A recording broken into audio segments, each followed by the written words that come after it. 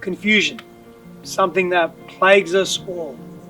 So as men, when we take confusion into relationship, we suffer and the relationship suffers. You see, we think we have clarity. We think we know what we want. But really what we are doing is we are being subservient to external values. What does that mean? We're actually living a life where we're being told what to do by our father, our mother, society, our schools, government, culture, peer groups.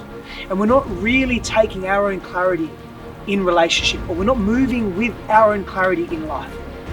And so what happens is we bring this confusion and it seeds doubt and it seeds fear, and we become untrustworthy. We get this bad rap that we are untrustworthy men. Now, I'm not blaming society, I'm not blaming your parents.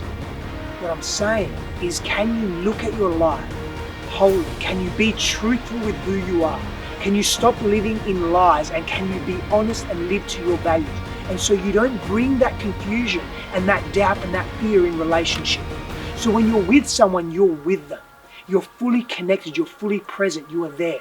That element of presence can only occur when we are a clear conduit of consciousness. What does that mean? It means that when we are aware of what we want and who we are able to give that and bring that certainty in relationship. That is such an undervalued characteristic, that certainty that we can bring as men in relationship, that sovereign leadership, that leadership that comes from here and here in terms of integration, the whole body moving with momentum, with respect to our truth. Now, I've mentioned before, our truth isn't what sets us free.